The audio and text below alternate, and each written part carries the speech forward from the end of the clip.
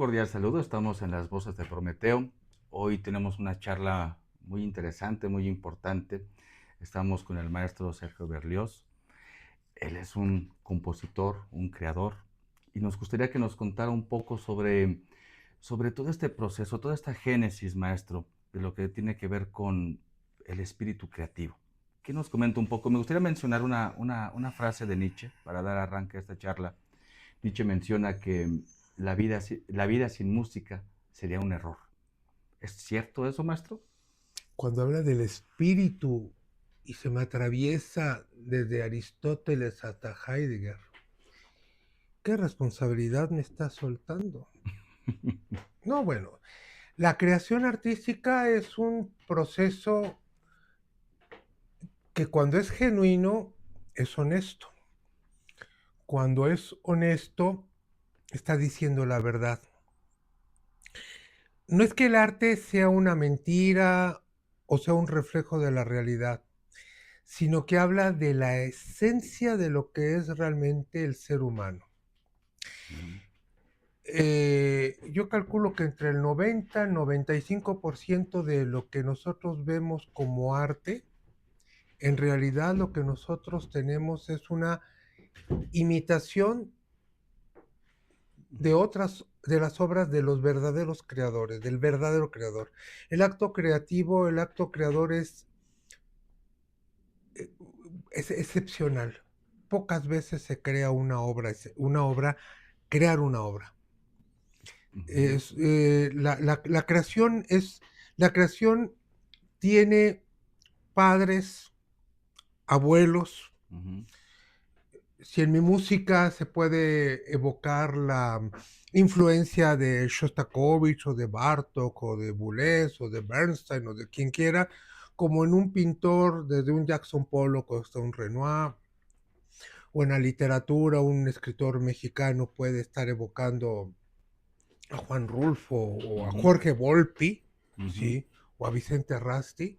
ujú, Eh, en realidad, el acto creativo es ya cuando pasamos todas esas barreras ujú. y estamos dando un producto esencialmente que es ya el producto acabado de algo más grande incluso que uno. Muy bien. Menciona entonces que el quehacer artístico corresponde también a ese desarrollo histórico, esa continuidad de las letras, de los creadores, que se van a ir concretando a que llegue alguien que tenga esa capacidad de ser un interlocutor del tiempo. Oh, interlocutor del tiempo. No creo que es muy bonito y es muy elegante, pero en realidad el acto creativo no tiene cabida en el tiempo. Mm, El ujú. acto creador está, está fuera del tiempo. Ah, ok, Perdón, ujú. cuando yo estoy viendo la Capilla Sixtina, no estoy pensando que son las 4:10. Cuando estoy leyendo Pasternak, no estoy pensando que voy a cenar, digo, a menos Ujú. que tenga mucha hambre. Y cuando estoy escuchando una sinfonía de Beethoven, yo no estoy pensando, cuando realmente la estoy escuchando, cuando Ujú. estoy con el compromiso de escucharla concretamente, todo lo cotidiano pasa a segundo plano. Entonces, otra vez viene la pregunta, porque usted tiene la culpa de haber utilizado una palabra tan peligrosa como es el espíritu, die Geist en alemán, ¿no? El espíritu. La idea del espíritu es, en realidad, el acto creativo es el acto más profundamente humano que pueda haber, Mm, incluyendo en sus errores, mm. sus catástrofes, sus em, pecados, Ujú. usemos el término, otro término Peligroso. muy peligroso, como sus virtudes y Ujú. sus milagros. Muy bien. El ser humano danza en torno a la verdadera obra creativa. Ahora, el conocimiento del ser humano naturalmente lo puede dar pues a través del pensamiento científico que pone las cosas en orden y que nos permite tener mayores recursos y comprender mejor la realidad. Bravo. El Ujú. pensamiento filosófico nos reflexiona, nos resuelve algunas dudas y nos genera otras, Ujú. pero el arte son certezas. O sea, el filósofo va a dudar, el artista va a responder. Ahora, esa respuesta, toda respuesta humana es una respuesta tentativa y temporal. Temporal. Claro. Para Beethoven el ser humano está en la novena sinfonía. En el Alle Menschen werden Brüder, todos los hombres serán hermanos, con el texto de Schiller. Sí, es una respuesta. Y la dan otras personas. Después de Beethoven vienen otros que dicen, para mí el ser humano es también esto, y es esto, y es esto. Ujú. Dante a través de la Divina Comedia nos da varios panoramas del ser humano. El hombre no está hablando ni de Dios, ni del diablo, ni del infierno, ni del purgatorio, ni del paraíso.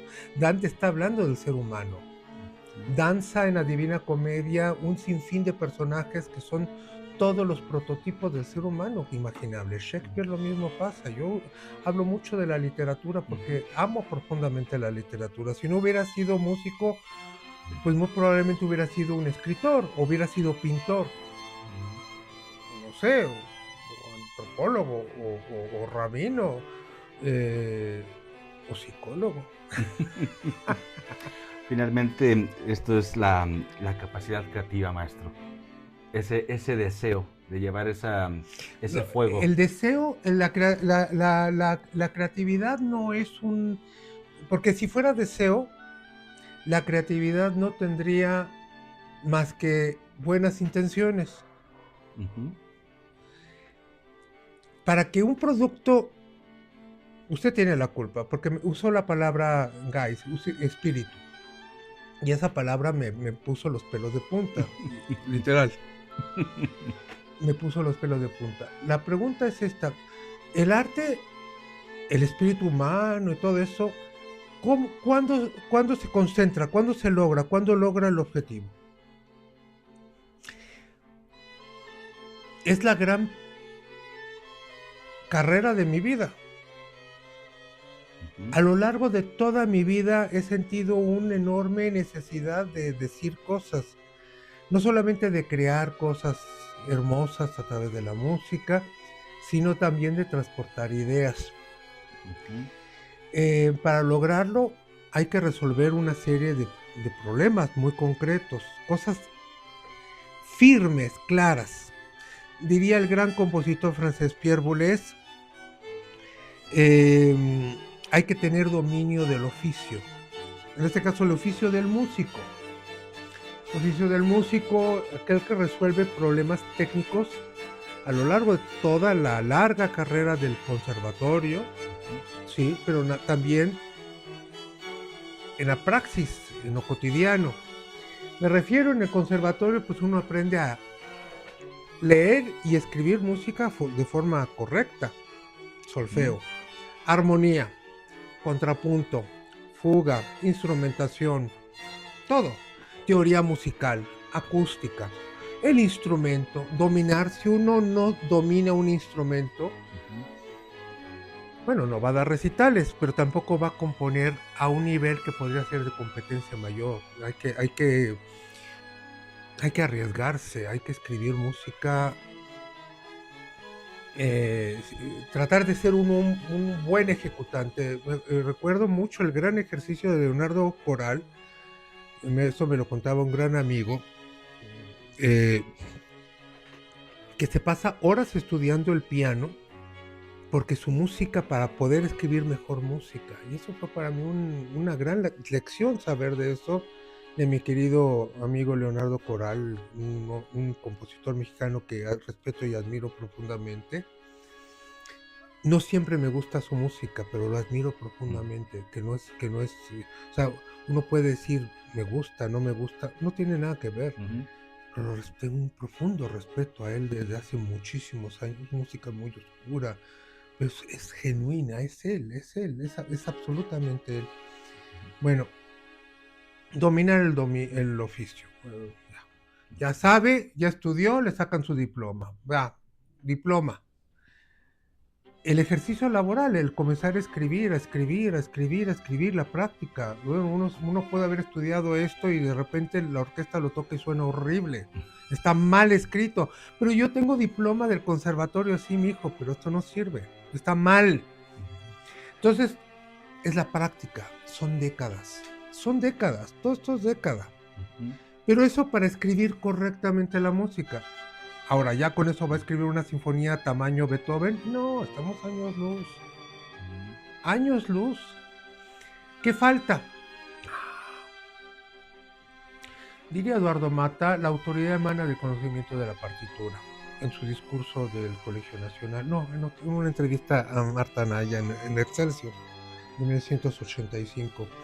La autoridad emana del conocimiento de la partitura. Conocer tanta música, conocer tantas cosas, bien. Pero también yo creo que un creador, verdaderamente un creador, pues idealmente que fuera un intelectual, que fuera alguien que conozca de todas las disciplinas, que conozca de todas las metas posibles, pero no siempre es factible, depende. Uno como compositor necesita mucho tiempo, necesita estar tocando el instrumento, necesita estar escribiendo, pero también se necesita mucho tiempo de lectura. Como dirá Levinas, hay que tener honestidad bibliográfica, hay que leer. El músico en general no lee. Es un problema muy grande. No sé, se le seca el cerebro por tocar 8 horas el piano. Entonces, ¿a quién quiere leer algo? Maestro, pero el escritor sí, el escritor generalmente, como me dijo, sentado en la silla donde usted está, en ese lugar, Carlos Fuentes me dice, ¿cuántas partes tiene una ventana? Y me dijo, tiene más de 70 y todas tienen nombre. O sea, hay que conocer todo eso. Y es lo mismo que pasa con la composición, aparte de que tener un dominio, comprender todo alrededor, para ir quizá al final, si uno tiene algo que decir, decirlo, después de tener toda esa experiencia. Y le falta algo importante a este caldo, la vida. Digo, no se trata de ser uno Tarzán y comenzar a meterse en una selva para tratar de tener amistad con Chita, ¿no? O sea, no hay manera de vivir todas las aventuras posibles, pero sí un poco vivir,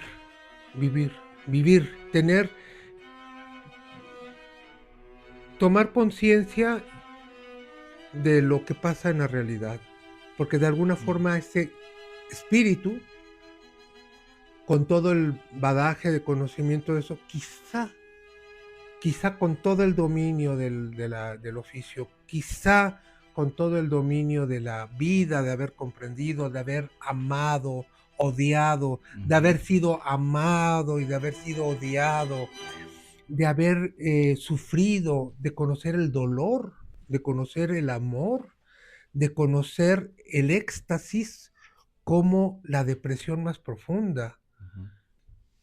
Pues el repertorio de la vida, señor Luis. O sea, tenemos aquí la posibilidad entonces, quizá después de todo eso, son años, quizás son décadas, depende de cada quien. Yo mi primera obra madura la compuse a los 32 años de edad.